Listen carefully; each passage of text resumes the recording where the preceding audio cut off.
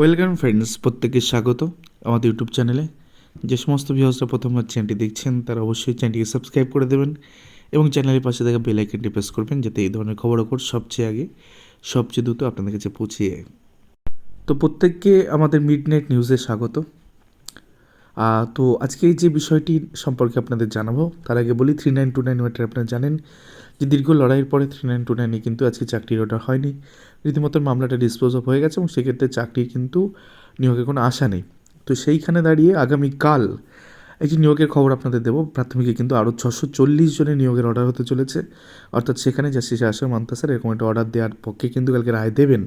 তো কোন মামলায় রায় দেবেন সেটা আমরা একটু জেনে নিই। তো ডিপিএসসি নর্থ 24 পরগনার অর্ডার আগেই হয়ে গেছে। তো এই যে মামলাটা রায় তিনি দেবেন সেটা হচ্ছে ডিপিএসসি সাউথ 24 পরগনা। অর্থাৎ সাউথ 24 পরগনার ক্ষেত্রে 2009-এর যে প্রাথমিক নিয়োগগুলো রয়েছে সেখানে বেশ কিছু অভিযোগগুলো তুলে আনা হয় এবং সেখানে একটি নিয়োগের অর্ডার কিন্তু আগামীকাল হবে। তো একত্রে যদি দেখি আমরা daily cause list court number 13 Friday 10ই মে আগামীকাল কলকাতা হাইকোর্টের ক্ষেত্রে আইটিআই নাম্বার 4 থেকে শুরু হচ্ছে, যার WP number 1856/2023 Arindam Mondal and others versus state of West Bengal and others. তো এই ক্ষেত্রে মোট 28টি মামলা রয়েছে এই মামলার সাথে ট্যাগড হয়ে এবং সেক্ষেত্রে দুটো কানেক্টেড অ্যাপ্লিকেশন ফাইল হয়েছে, ক্যান 1 2023 এবং ক্যান 2 2024। তো কতগুলো কানেক্টেড অ্যাপ্লিকেশন আছে মামলাটা যদি আমরা দেখে নিই তো সেক্ষেত্রে দেখুন এতগুলো কানেক্টেড অ্যাপ্লিকেশন আছে।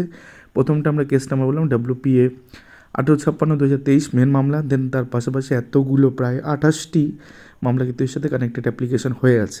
অর্থাৎ সমস্ত মামলাগুলোর শুনানি আগামীকাল নিষ্পত্তি হবে এবং সেক্ষেত্রে একাধিক অর্ডার এর আগে দিয়েছিলেন, কতজন পার্টিসিপেশন করেছিল তাদের লিস্ট প্রোভাইড করতে বলেছে কোর্টকে, দেন একাধিক ডিরেকশন দেওয়া ছিল।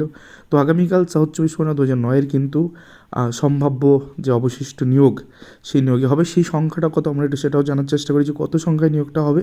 তো দেখুন এই যে কেস সিনপসিসে এখানে বলা আছে টোটাল অনেক কিছু আছে যে নন জয়নিং 5% নন জয়নিং এটা সেটা ধরে, তো মোদ্দা কথা 640টা সিট, 540 মেন প্যানেল এবং পরবর্তী ক্ষেত্রে 100 নন জয়নিং 5% অ্যাডিশনাল প্যানেলে। তো মোটামুটি 640টা শূন্য পদে কিন্তু নিয়োগের অর্ডার কিন্তু আগামীকাল বেরিয়ে যাওয়ার সম্ভাবনা রয়েছে এবং বেরোবে কালকে আলটিমেটলি। এবং সেক্ষেত্রে একটা কাট অফ ডেট, অর্থাৎ কোন ডেট পর্যন্ত পিটিশনাররা পেতে পারেন সেক্ষেত্রে সুবিধা। তো সেটার কোনো একটি অর্ডার লাস্ট যে অর্ডারটা পাস হয়েছিল সেক্ষেত্রে the benefits of the aforesaid proceedings shall be available only those candidate who have file writ petition and the application for additional parties until 30 April 2024। অর্থাৎ কাট অফ ডেট এক্ষেত্রে ঠিক হয়ে গেল 30/4/2024 তারিখ পর্যন্ত।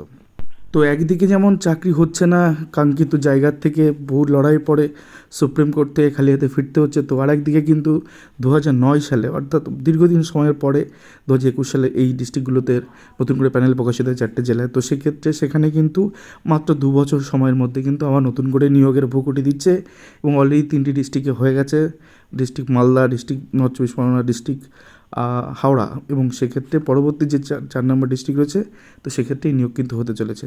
তো ধন্যবাদ সকলকে।